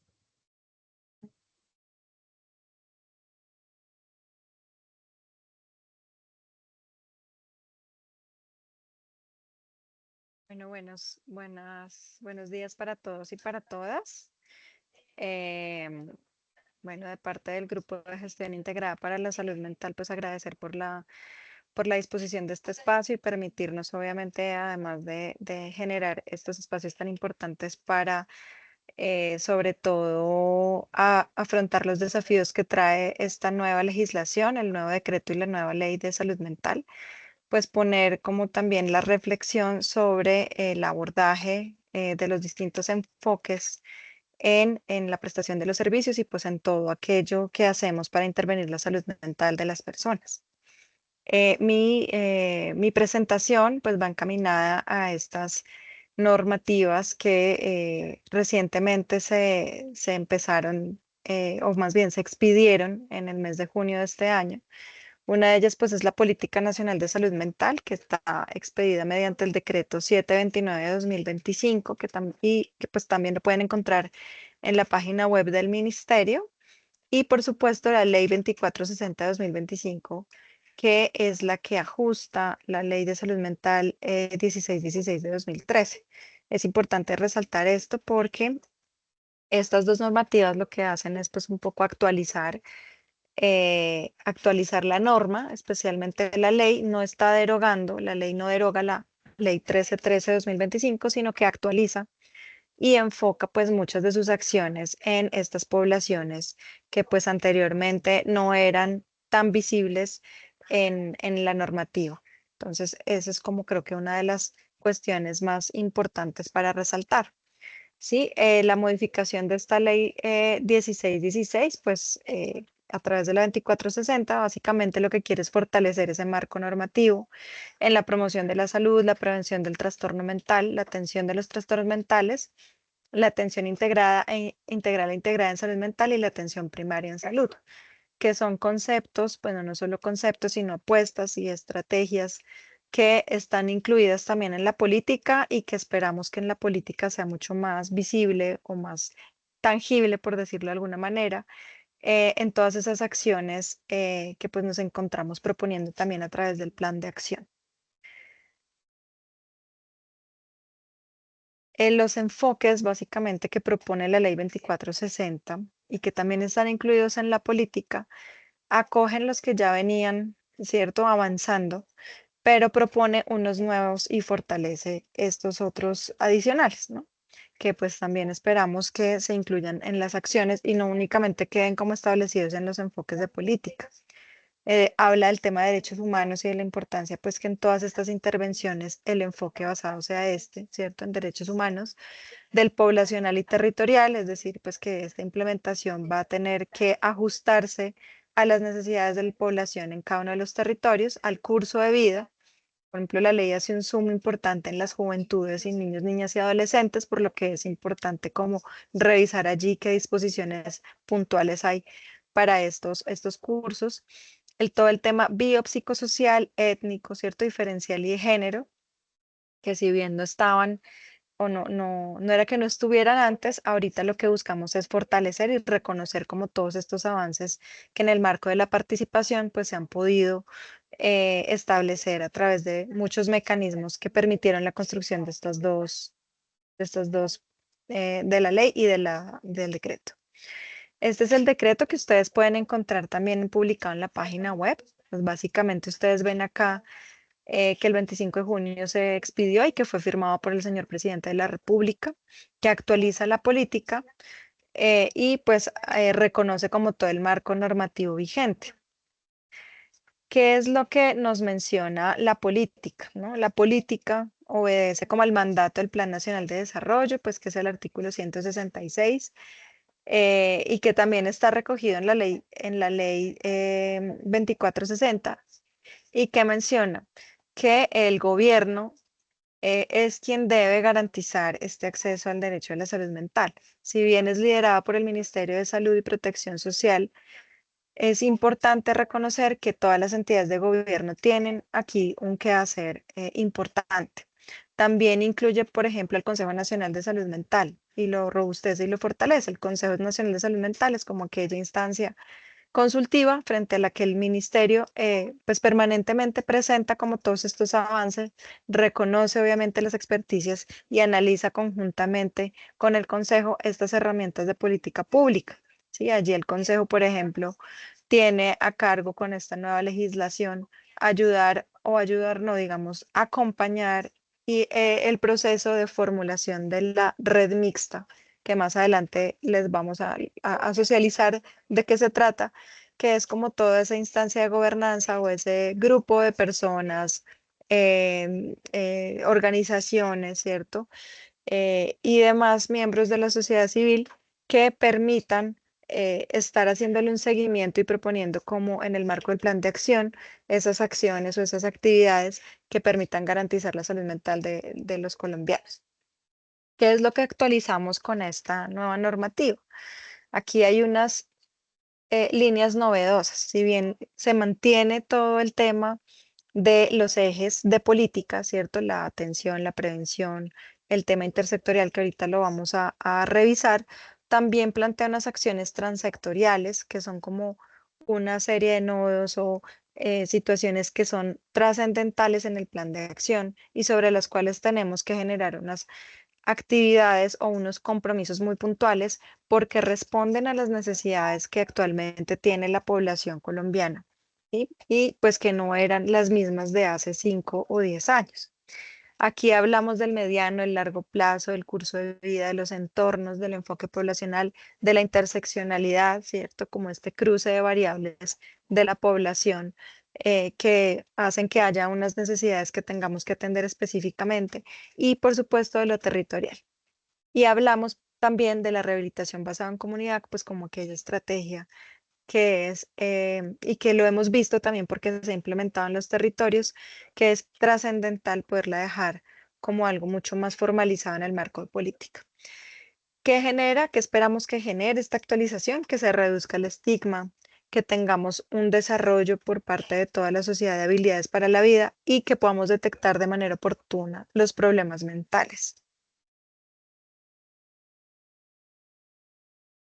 En los objetivos, pues como les había mencionado inicialmente, hablamos de la garantía del derecho fundamental a la salud mental, ¿sí? Aquí lo hablamos más como un derecho.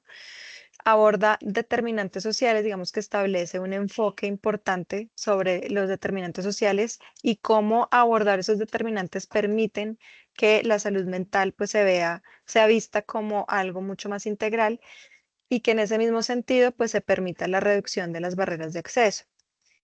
Hablamos también de líneas estratégicas, como les ha mencionado ahorita, con acciones transectoriales, es decir, no es solamente como un tema de salud, sino que varios sectores tienen que converger para poder garantizar este derecho y, por supuesto, superar el estigma y la exclusión de personas con problemas de salud mental. Sí, cada día creo que vemos cómo es necesario ver que la necesidad de acudir a los servicios de salud mental es una necesidad de toda la población, ¿sí? No solamente de una población específica, sino que todos y todas tenemos necesidades permanentes de ser atendidos y de ser orientados en temas de salud mental. Aquí ya vemos pues justamente lo que les mencionaba. La parte de los ejes es lo que se actualizó, digamos que se mantienen. Aquí hablamos de la promoción de la salud mental, de la prevención de los problemas y trastornos de la salud mental, donde se incluye la epilepsia, la atención integral de los problemas y trastornos mentales, rehabilitación integral e inclusión social y la gestión, articulación y coordinación sectorial y transsectorial en salud mental. Esto, por supuesto, pues incorpora unas acciones distintas por los enfoques y según pues como las necesidades poblacionales. Frente a las estrategias transversales, una de las mayores apuestas y que creo que es importante que ustedes cuando revisen el decreto lo vean, es que se propone la organización de los servicios de salud mental en red con un enfoque territorial. ¿Esto qué quiere decir? Que va a haber una red de prestación de servicios en salud mental, que ahorita voy a mostrárselas con un poco más de énfasis, que esperamos permita una gestión del riesgo en salud mental y una atención o una atención, más bien una prestación de servicios mucho más cercana a la población. ¿Sí? Que evite como este tipo de traslados y de transferencias que son demoradas, que hacen que la salud mental pase de ser un problema a un trastorno y que pues las personas desde los sectores más alejados pues puedan acudir a estos servicios. Por supuesto, estos servicios o estos centros pues tendrán que reconocer unas particularidades y cumplir pues una serie de criterios y requisitos para poder brindar este tipo de servicio especializado. Eso es lo que queremos como fortalecer, ¿sí? En otro punto está la salud mental y el apoyo psicosocial en emergencias y desastres. Ya ahorita está en curso incluso la publicación de un lineamiento que lo que busca es fortalecer como estas herramientas psicosociales en el talento humano para poder abordar esas emergencias y desastres, ¿sí? Que podamos tener una planeación mucho más específica de lo que debe hacerse en estas situaciones. Otra estrategia importante es que también está en la ley es el Observatorio de Salud Mental. Si bien este fue creado, ¿cierto? En el 2013 con la ley 1616, a través de la política y la ley, se incluyen unas funciones como mucho más específicas y unas tareas más periódicas que permitan el análisis de lo que ocurre en salud mental en el país, ¿cierto? De manera más periódica, con los enfoques y transversalidades como mucho más específicas. Este observatorio ahorita estamos buscando que pase a ser formalmente parte del Observatorio Nacional de Salud del Instituto Nacional de Salud. De hecho, estamos en todo un proceso de generar las herramientas para que este observatorio pues exista, digamos, en términos físicos también y de talento humano y de recursos tecnológicos y por supuesto que esto sea formalizado a través de una resolución. El fortale- Ay, se cerró.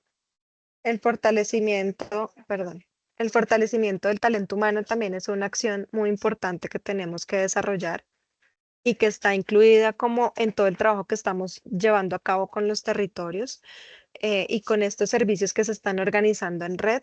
Y aquí lo que buscamos es más que desarrollar acciones como el MHGAP que ustedes seguramente han escuchado, que es como todas estas herramientas en salud mental dispuestas para el personal médico, por decirlo así, que esto también sea dispuesto a la comunidad y que podamos pues ir obviamente generando estos conocimientos, esta gestión del conocimiento que permita identificar de manera oportuna el riesgo, ¿sí? El riesgo en salud mental. Tenemos otra de mitigación de la conducta suicida y también pues hemos hecho público este proceso y es que esta aporta una resolución que formaliza la Estrategia Nacional de Prevención al Suicidio. Y eso va a ser a través de una resolución que, entre otras medidas, pues genera como unas obligaciones a todos los actores del sistema, pero que también permite la acción intersectorial a través de mesas de trabajo, tanto nacionales como territoriales. Esto pues busca obviamente abordar esa problemática que está en incremento, ¿sí? Sus tasas, digamos, en los últimos periodos han venido creciendo, pero que preocupan sobre todo en poblaciones como niños, niñas, adolescentes y jóvenes. Hablamos también de otro componente importante, otra estrategia que tiene que ver con la prevención de problemas en salud mental que están asociados a violencias, violaciones a derechos humanos y construcción de paz, que es una estrategia que nos debíamos, digamos, en el marco de política pública y que pone pues un foco específico en todo lo que estamos haciendo con las víctimas de conflicto armado, pero también con otros aquellos actores que hacen parte de toda la construcción de paz. Y pues el tema de, obviamente, la estrategia de atención primaria en salud y salud mental, que es un poco el contenido de lo que tiene que fortalecerse en estos servicios, en esta red de salud mental que queremos generar, ¿sí? Y que obviamente va a focalizar sus esfuerzos en esta estrategia de APS para identificar de manera preventiva pues todos los riesgos de salud mental. ¿Qué aspectos diferenciadores tiene esta normativa? ¿Sí? Adicional a todo lo que ya les había mencionado, hablamos que pasamos a un enfoque basado en determinantes sociales, ¿sí? Que un poco justifica por qué la acción debe ser transectorial e intersectorial, considerando que no solamente es un tema individual, sino que hay factores económicos, sociales, ambientales, ¿cierto? Que determinan la salud mental de las personas y lo que permite o lo que debe priorizar que muchas de las acciones sean estructurales o esas intervenciones vayan más allá de la atención clínica o individual. Hablamos del enfoque interseccional y diferencial, como les había mencionado, más para abordar el tema de desigualdades, ¿sí? Justamente estas conferencias de hoy le apuntan a este tipo de enfoques que permitan ver a la persona pues con todas sus características y sus necesidades específicas, lo cual debe hacer que las políticas se adapten a estas necesidades y pues asimismo mejore como el acceso a los servicios. También hablamos de una creación de la red mixta. Aquí es importante hacer énfasis en la diferencia que hay entre la red prestadora de servicios, que es la que les he mencionado, y esta, que es la instancia de gobernanza, ¿cierto? La red mixta nacional y territorial de salud mental. ¿Qué es lo que hace esta instancia? Pues es una instancia que convoca al sector público, al sector privado, académico, ONGs, comunidades, a líderes y que permitan la implementación de la política de salud mental de manera coordinada. O sea, este mecanismo debe hacer seguimiento y debe acompañar toda la implementación de la política. Por eso es como la instancia más de participación, de una participación más real y efectiva, que se diferencia un poco de la red de prestación de servicios, pero que no quiere decir que vayan por caminos aparte. Tenemos que ver cómo esta salud mental, digamos, tiene diferentes capas, ¿cierto? Una participativa, una de prestación de servicios que le apuntan a la implementación de la política. Está también como, digamos, novedoso en esta política la implementación del servicio social obligatorio en salud mental. Esto también queda en la ley que ha ampliado a otras profesiones. El decreto de la política lo que hace es que dice que debemos establecer plazas progresivas de servicio social obligatorio para estudiantes de pregrado en psicología y posgrado en salud mental. Aquí es importante resaltar que esto es progresivo, que requiere una gestión también con otro sector, que sería, digamos, el de trabajo y el de educación, y que por ello requiere como de toda una planeación para implementarlo.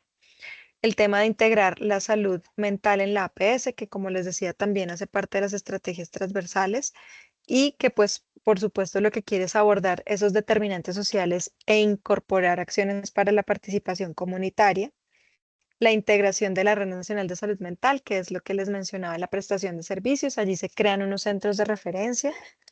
La promoción de la salud mental en el ámbito laboral y educativo. Esto, por ejemplo, se comparte de manera muy reiterativa con la ley 2460 y le da unas obligaciones específicas a estos dos sectores, ¿sí? Esto va enfocado a que a prevenir riesgos psicosociales y a fomentar el bienestar emocional en trabajadores y estudiantes. Por ejemplo, hay una parte muy importante en los trabajadores de la salud mental que pues lo que busca es prevenir ese agotamiento emocional en estos abordajes y que también se reconoce en otras herramientas que el ministerio viene adelantando a través de resoluciones que van enfocadas al talento humano en salud. Entonces, todo esto va articulado con esos otros mecanismos que se encuentra avanzando este gobierno. El fortalecimiento de estrategias contra el estigma y la discriminación, que básicamente lo que busca es eliminar esas barreras que limitan el acceso a los servicios de salud mental. Y por último, pero no menos importante, es la prevención al suicidio, que es lo que les había mencionado, que estamos avanzando en la generación de otra resolución o de una resolución más bien que permita como el desarrollo de esta estrategia nacional.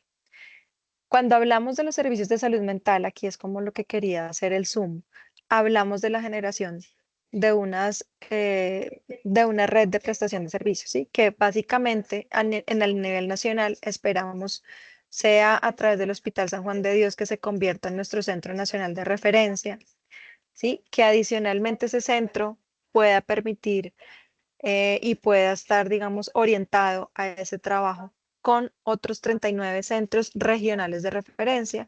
Decimos 39 porque esperamos que sea mínimamente uno en cada departamento y en cada distrito del nivel nacional. Allí obviamente se acogen empresas sociales del Estado que sean exclusivas en salud mental, si ya nos encontramos avanzando en unos procesos con ellos, y que también incluyamos hospitales generales que están en todo ese proceso de convertirse en centro regional de referencia. Pues eso obviamente hace que el ministerio tenga que tener un trabajo muy de la mano para que puedan ser reconocidos como tal y puedan cumplir como unos criterios para su implementación.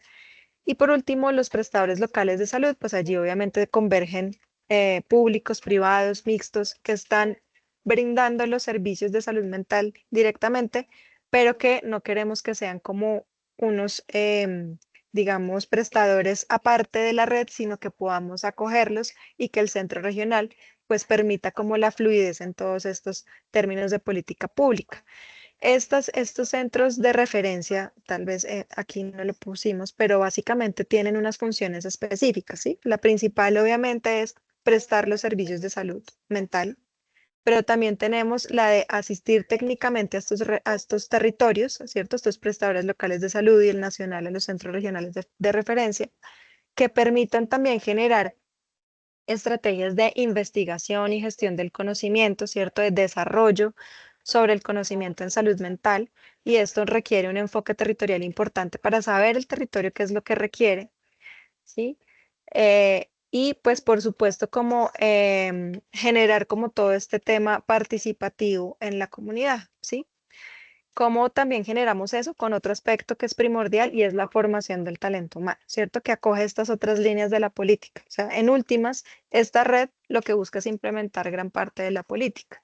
El tema de formación va encaminado al talento humano en salud, pero también a la comunidad que pueda incorporarse como en este ejercicio de permitir ver la salud mental con ese enfoque comunitario y que no solamente es desde la perspectiva de salud. Eso básicamente es como la presentación general de la normativa, esa es la actualización. Los invitamos a ver puntualmente lo que está publicado en el ministerio, en la página web del ministerio, allí están ambas herramientas y seguramente a partir de estas políticas y de esta ley se están generando nuevas normativas. Sabemos que están también saliendo normativas dirigidas especialmente al sector educativo, sobre todo para todo el tema de competencias socioemocionales y que buscan pues obviamente convocar estos otros sectores que también están involucrados en la garantía del derecho a la salud mental. Eso sería básicamente de parte de nuestra para un poco terminar recogiendo lo que normativamente se ha actualizado en esta materia.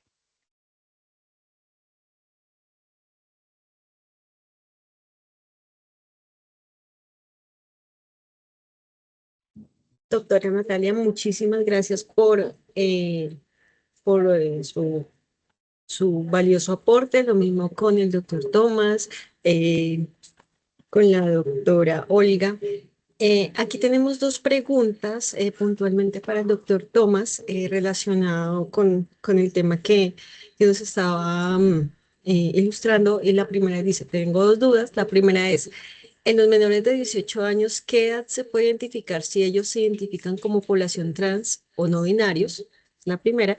Y la segunda es, dado los cambios en esta época de redes sociales, ¿cómo se pueden abordar aquellas personas que manifiestan identificarse como animales o se casan con objetos o se autoperciben como menores de edad? ¿Cómo abordar estos sentires?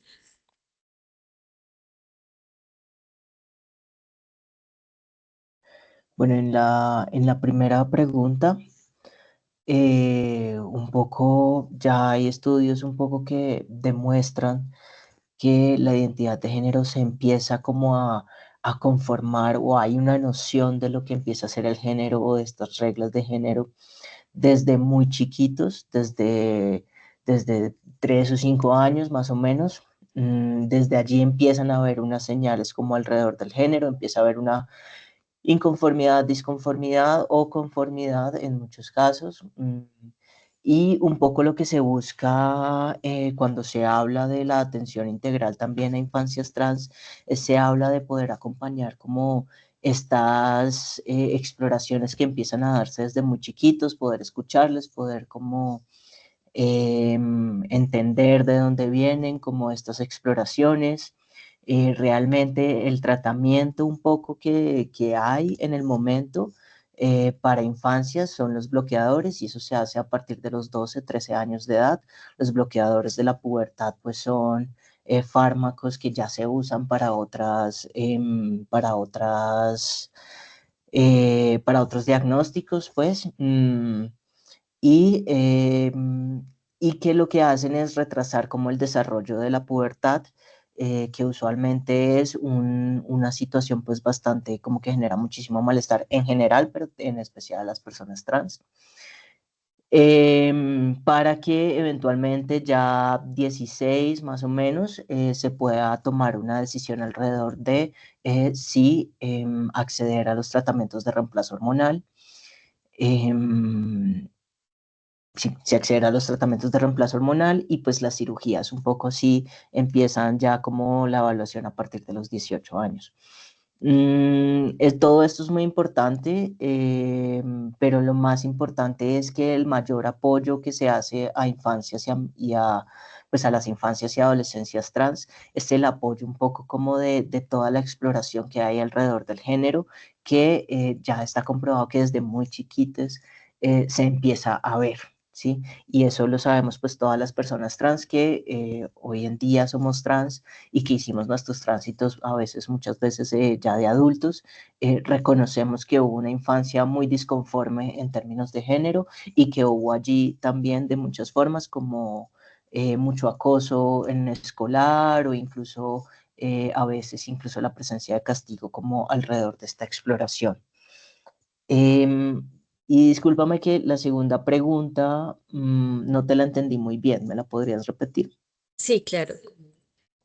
Dado los cambios en esta época de redes sociales, ¿cómo se pueden abordar a aquellas personas que manifiestan identificarse como animales o se casan con objetos o se autoperciben como menores de edad? ¿Cómo abordar estos sentires? Bueno, no es mi campo. Creo que eso hay un tema, no sé, pues eso será como psicología clínica, me imagino. Cuando yo hablo de identidad de género, la identidad de género es un tema autopercibido y consistente a lo largo de la vida. Y creo que eso es un poco la diferencia. Creo que pues estas autopercepciones pues no tienen nada que ver con el género. Entonces, no es mi campo. ¿Vale? Muchas gracias, doctor. Hay una tercera pregunta. Bueno, de manera general, no específicamente para el doctor Tomás, sino de manera general, preguntan respecto al uso de pantallas, ¿qué recomendaciones pueden darse a instituciones educativas? Creo que va dirigida a la doctora Olga Albornoz.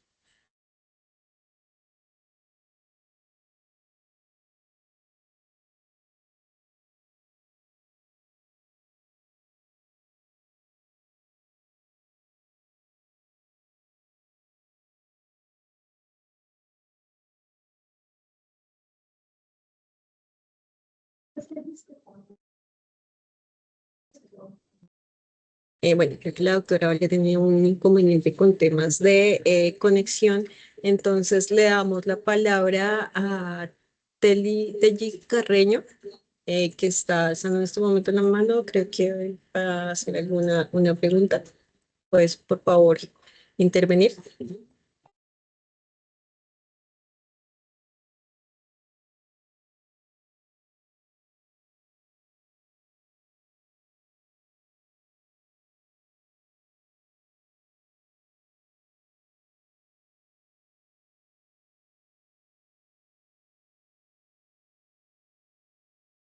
Bueno, veo que ya nuevamente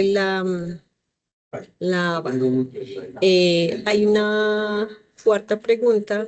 Nos dicen, yo tengo, bueno, ya que están hablando de una nueva normatividad, me gustaría saber cómo esto debe integrarse en los protocolos de atención en salud mental en hospitales de segundo nivel, qué se espera de las instituciones que hacen la vigilancia al respecto a la implementación de estas dichas instituciones. Creo que esta pregunta va dirigida a la doctora Natalia.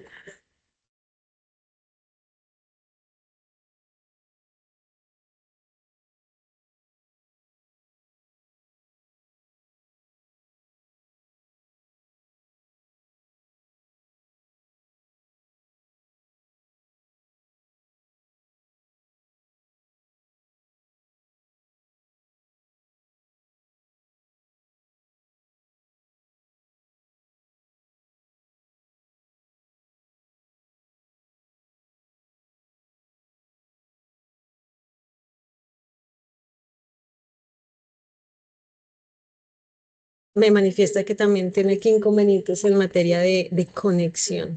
Parece que hubo ahí una falla. Bueno, creo que bueno, doctora Olga, gracias por sus aportes desde su experiencia, pero la doctora Olga creo que mantiene su inconveniente con materias de conexión.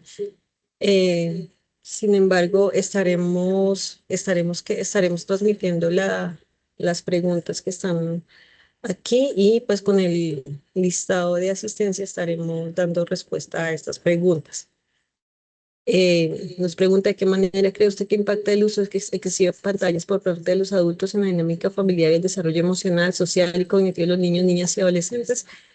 Transmitiremos estas inquietudes a a nuestros ponentes.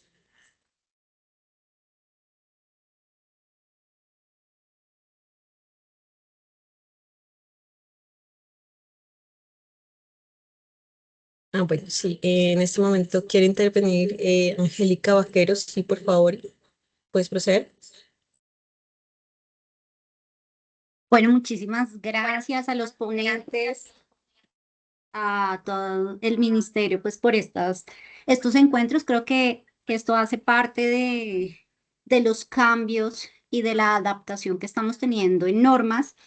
Me gustaría, y nuevamente dirijo la pregunta al doctor Tomás, me gustaría saber, por ejemplo, desde el acompañamiento que se hace en salud pública, nuestros equipos del plan de intervenciones colectivas, ¿cómo pueden integrar respetuosamente estas comunidades, estas poblaciones que, como bien lo estaba mencionando el doctor Tomás, han sido vulneradas a lo largo del tiempo?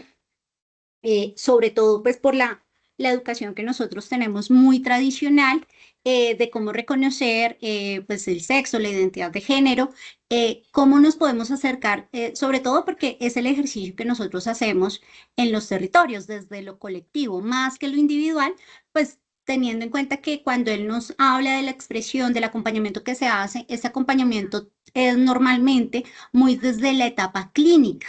¿Sí? Donde debe hacerse ese acompañamiento, pero ¿cómo lo podemos hacer nosotros en las comunidades? Ya que también esto está ligado al ejercicio que está haciendo la nueva norma en el ejercicio de atención primaria en salud, en el desarrollo de reconocer esas comunidades, esos territorios que antes no se habían involucrado en el tema de salud mental. Esa es mi duda. Muchas gracias.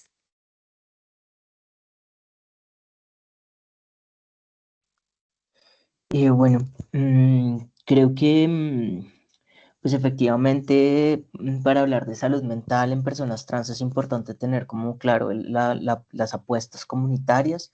Las personas trans usualmente ya han ido desarrollando una serie de, digamos, como de estrategias alrededor de lo comunitario. Para eso es importante pues generar espacios de encuentro. Creo que es fundamental, ¿no? Como empezar a reconocer quiénes están en los territorios, hay alguien visible. Creo que es un tema muy de mucho cuidado el tema de la visibilidad por la violencia a la que pueden estar expuestos. Pero empezar como a reconocer pues qué líderes hay en el territorio, quiénes están moviendo el tema, que usualmente los hay, o dónde están las personas trans. Generar espacios de encuentro y sobre todo un poco es poder como tener muy claras las rutas también en caso de violencia, ¿no? Como qué hacer en caso de violencia, qué hacer en caso de que haya episodios de agresividad frente a estas personas, como poder tener una ruta que funcione como alrededor de la discriminación. Y hacer un trabajo muy fuerte también en entender pues cuáles los estereotipos de género de los territorios, propios de los territorios, para poder comprender un poco de qué manera incidir en la transformación de estos estereotipos o en la transformación un poco de las comunidades alrededor de la violencia que se genera frente a las personas trans. Creo que allí pues va a ser eso muy fundamental, como poder comprender sí, de qué forma se vive la discriminación en un territorio para poder generar desde allí estrategias. Lo que te digo, usualmente las personas trans somos visibles, a pesar de que a veces no queramos, con todo lo que eso pueda implicar, a veces cosas bien interesantes, otras veces pues algunas situaciones de violencia.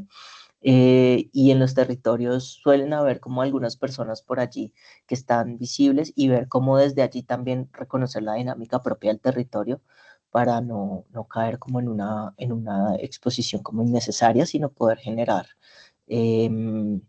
digamos, como fortalecer los procesos que ya se estén dando a nivel comunitario, de encuentro, principalmente de encuentro.